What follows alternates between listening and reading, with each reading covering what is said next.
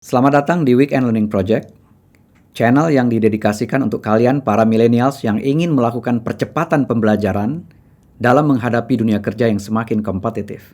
Karena kami peduli dan mengandalkan kalian sebagai bonus demografi untuk Indonesia yang lebih baik.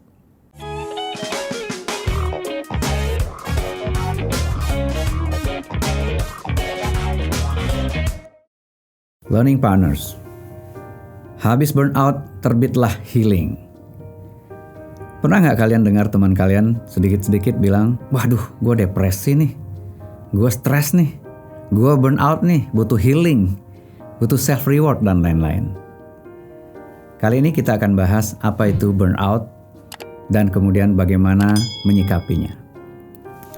Sebetulnya kalau kita bicara burnout, itu adalah istilah stres akut yang terjadi karena seseorang gagal mengelola lingkungan kerjanya. Jadi burnout itu membuat seseorang stres akut. Menurut WHO, burnout itu punya 3 dimensi. Yang pertama terkait dengan energi. Jadi orang yang burnout itu merasa kehabisan energi, lelah, fatigue. Dan dimensi yang kedua adalah terkait dengan engagement-nya dengan pekerjaan. Orang yang burnout biasanya malas menghadapi pekerjaannya. Bahkan tercenderung dia bisa menjauhi pekerjaannya, bahkan bisa membenci pekerjaannya. Dan yang ketiga adalah dimensi dari burnout terkait dengan kemampuan profesional seseorang. Orang yang burnout bisa-bisa kemampuan yang tadinya dia miliki sama sekali hilang. Jadi misalnya penyanyi profesional tiba-tiba nggak bisa nyanyi. Pemain bola profesional biasa-bisa tidak bisa nendang bola dengan baik. Nah, 3 dimensi inilah yang kemudian bisa mengindikasikan seseorang disebut sebagai dalam kondisi yang burnout.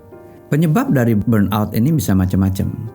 Yang pertama adalah seorang karyawan tidak merasa mendapat support dari manajernya.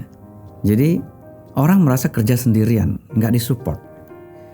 Dan penyebab kedua adalah seringkali seseorang merasa tenggat waktu atau deadline dari pekerjaannya ini tidak masuk akal untuk dipenuhi. Jadi dia sendiri sudah merasa ini nggak masuk akal nih. Nah, tekanan-tekanan ini bisa menuju kepada burnout. Apalagi kalau penyebab berikutnya adalah dia harus merasa standby 24 jam sehari, 7 hari seminggu menghadapi pekerjaan dan menghadapi tekanan-tekanan dari atasan. Nah, 3 hal ini penyebab utama dari burnout. Dan akibatnya adalah burnout bisa mengarah kepada hari sakit yang lebih banyak dan bahkan bisa berujung kepada UGD bagi yang terkena burnout ini.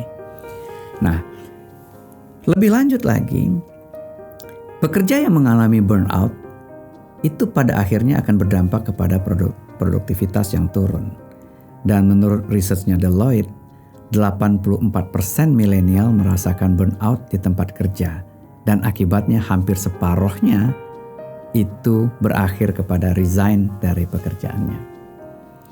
WHO sendiri mengestimasi kerugian ekonomi secara global itu lebih dari $1 triliun setiap tahunnya akibat dari kesehatan mental karyawan yang buruk. Bagaimana mengatasi burnout?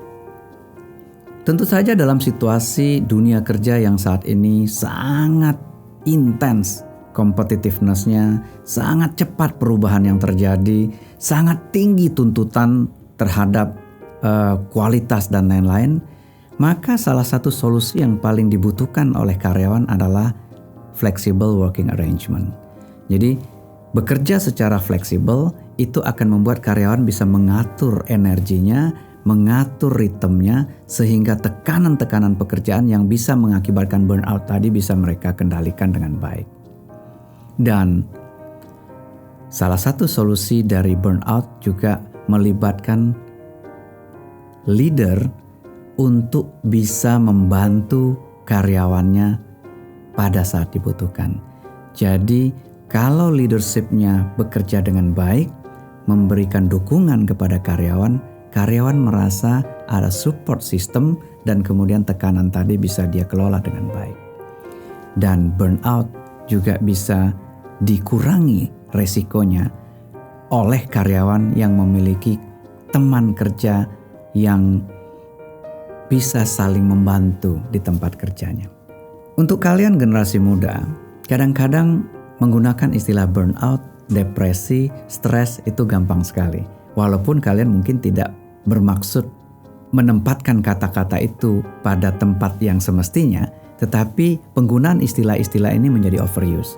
Dan dengan demikian juga kita terbiasa menggunakan istilah-istilah healing, ya, self-reward dan lain-lain.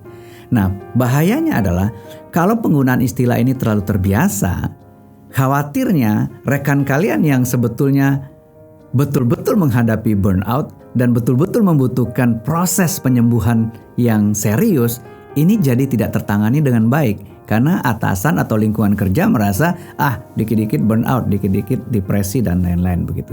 Jadi hati-hati menggunakan terminologi ini. Jangan sampai overuse sehingga pada saat terminologi ini betul-betul dibutuhkan menjadi tidak tertangani dengan baik.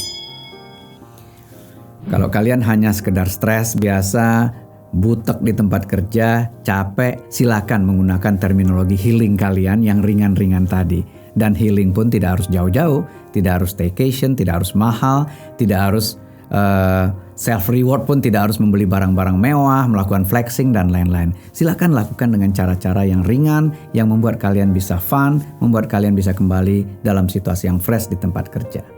Tetapi untuk kalian yang betul-betul merasa indikasi-indikasi burnout itu muncul di diri kalian, mungkin jangan melakukan self-diagnose. Sebaiknya kalian berdiskusi dengan orang-orang yang lebih ahli, ya, dengan psikolog dan lain-lain, sehingga kalau memang dibutuhkan proses healing yang lebih serius, baik itu dilakukan secara mandiri atau mendapatkan dukungan dari profesional, itu bisa ditangani dengan baik. Saya kira itu yang ingin kita share pada Weekend Learning Project kali ini. Semoga bermanfaat. Selamat belajar, salam Learning Partners.